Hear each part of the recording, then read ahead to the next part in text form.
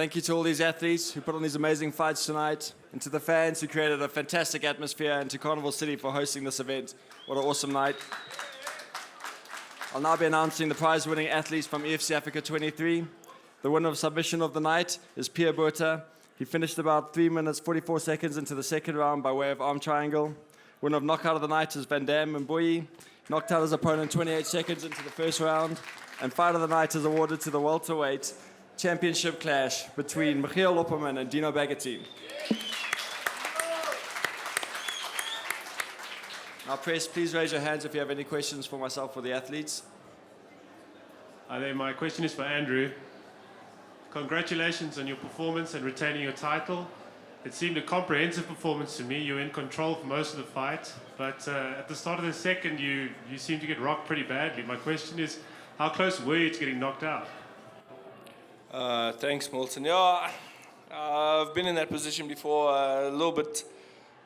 Fred Flintstone there for a bit, but yeah, I think I came back nicely there. That was okay. It was a little bit amateurish at the start of the second, so maybe a bit of ring rust, but yeah.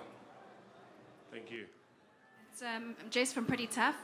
My question's for Henry. You mentioned that you've been underestimated twice. Who are you planning on fighting next, and do you think that notion of you being underestimated is now the issue's closed? I've been underestimated so many times. I come out the underdog. Once again, I proved that this underdog has a nasty bite, you know. As for next fight, I don't know. I had a daughter last week, so I was planning on taking a few months.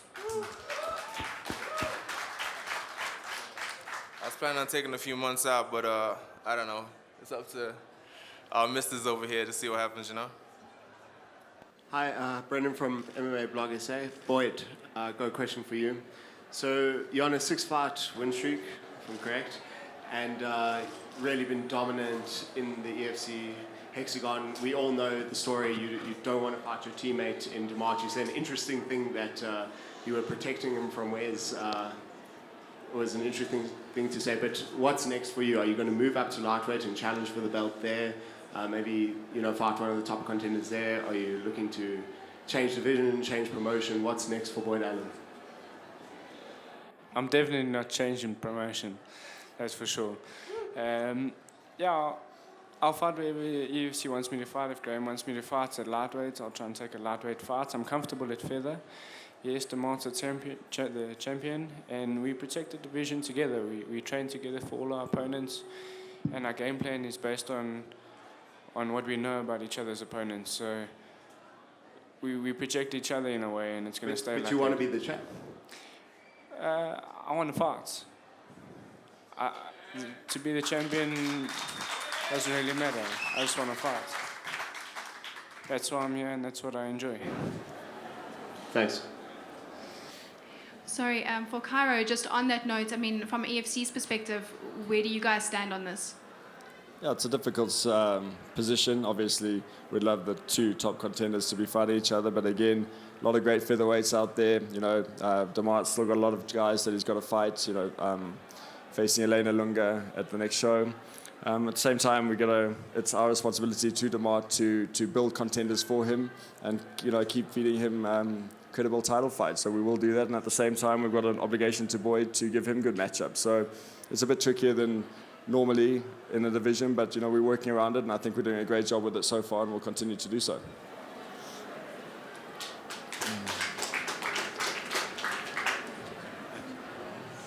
Andrew from Muay Thai Blog.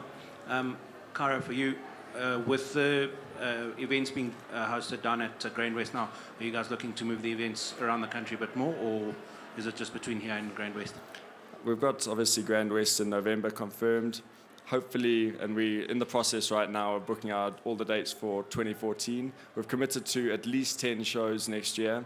So it's pretty much a show a month from February running through to the end of the year. We're hoping to do maybe 3 in Cape Town, hoping to do maybe 5, 6 up in Joburg, and we're hoping to do 1 in Durban. So we are inquiring with venues. We'll be working on it for quite a while, but there's a lot that goes into it. It's not as simple as just, you know, phoning someone and booking a hall. So it's quite a process that goes into production like this. There's a lot of requirements for us that we require, and a lot of requirements for the venue. It needs to be worthwhile for both of us and successful, and same thing for the fans. We've got a lot of Durban athletes and a lot of Durban fans, and we want to put on shows there, so we're going to give it a shot. Just on that, in the longer term picture, are you looking to move it across the continent as well? Definitely. Again, it's something that we literally talk about every single week in the office. It's just a matter of time. If we're going to be looking 5 years down the line, it's going to be continental. We're going to be hosting shows all over. It's just there's steps to get there, which we're taking, and we're working our way forward, and we're happy with the progress we're making. And I'm sure, especially with someone like Damart as our champion, love to have him defending his belt in his home country of Angola.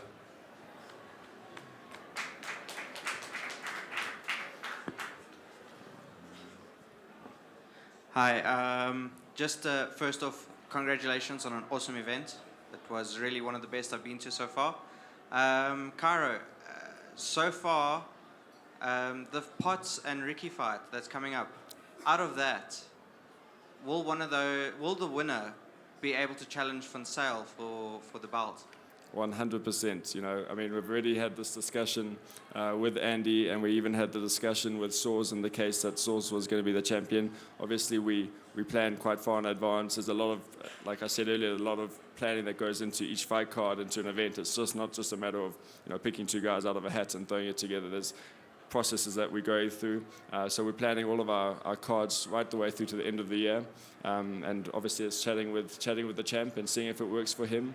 But we want to keep him active, we want to keep him fighting.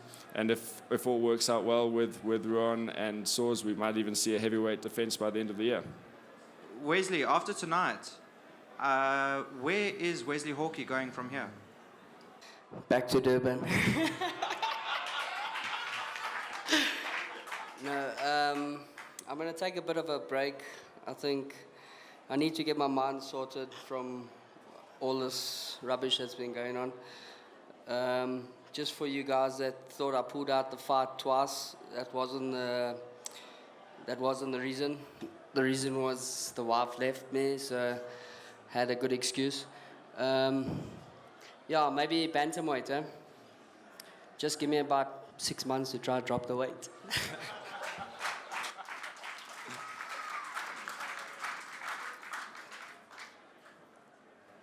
Soz, you came into this bout as the working man's MMA fighter.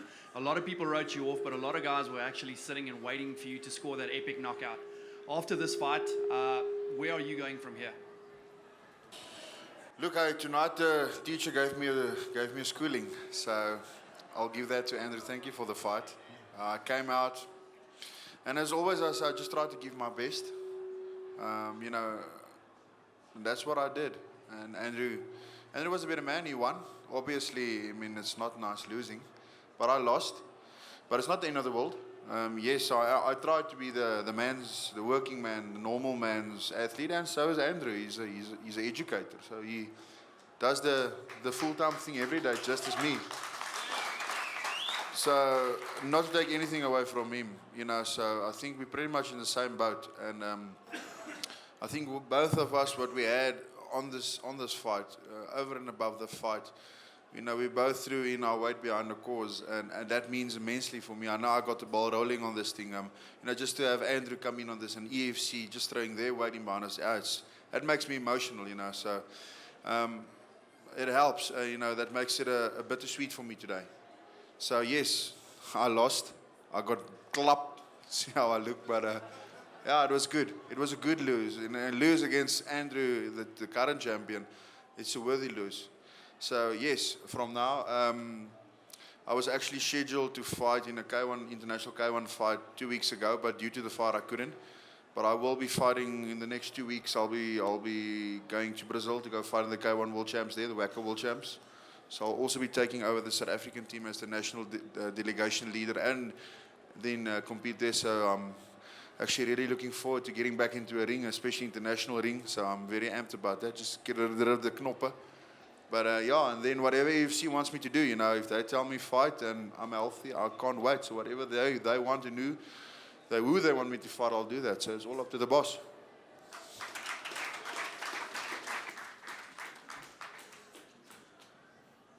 Cara, that welterweight fight was unbelievable. Epic. Yeah. Properly best epic. we've It seen. was insane. How are the guys? They doing all right? Yeah, they're good. Obviously a bit cut up, a bit bruised. We got them both on drips back in the medical suite, but they're going to be good. You know, the doctors are obviously checking them out. Everything's going to be fine. Just rehydrating, getting back into it. But yeah, I mean, those guys put on a proper war, and it was awesome. Cairo, with Dino being the new champion, there's going to be a lot of guys knocking on his door. Could we maybe see an opening for a rematch between himself and Tyron Rightford? Yeah, man, we got Dino Rightford, we got Dino Speechley. You know, there's a whole bunch. We got Henry sitting here. I mean, that division's exciting. It's great. It's really nice. It's lucky to be the champion of that division. You know, if you're not injured, you're gonna get fights. So he's in a good spot. I just got a question for Van Dam. Congrats on your win tonight. Tiny was moving up the ranks. He was a big opponent, and you beat him comprehensively. Who's next in your sights? Thank you very much. I don't know. I'm training for fights, so I'm ready. I'm ready to fight anyone. So, thank you very much. That was an impressive knockout. I mean, that was awesome. Sorry, just one more for Cairo. I know it's been brought up before, but is there a clear indication of when we're going to see the bantamweight belt up for grabs? Again, we've been discussing this a lot. We don't want to rush it, you know. I'm quite happy to let the guys grow a bit. We've got some really, really exciting athletes in that division. I mean, it's so awesome to watch. But yeah, I think we've got, you know, we have discussed putting it on early, and I think I said at the last press conference or the one before, we're hoping to do it by the end of the year. Realistically, we're probably not going to do it by the end of the year now. We've kind of decided to push it out to early next year and just build it a bit more and really get 2 clear contenders. But yeah, so probably most likely Feb, March next year. Thank you all for joining us. We'll see you back here at Carnival City for Smith vs. McClellan 2 and Pena vs. Ilunga on the 10th of October in 4 weeks. Good night.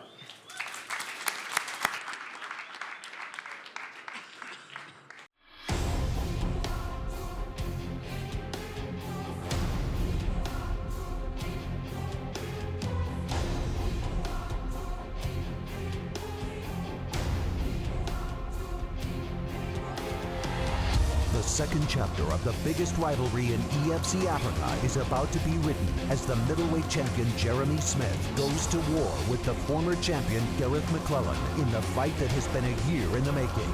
Will the champion rise out on top once again, or will Soulja Boy get his revenge on his old adversary? Plus, the most dominant champion on the continent, DeMarc the Wolf Pena, will put it all on the line against the devastating kicks of Alain Ilunga. EFC Africa 24, Pena versus Ilunga, Smith versus McClellan 2. EFC Africa 24, Thursday, 10 October, Carnival City. Tickets and broadcast information at efcafrica.com.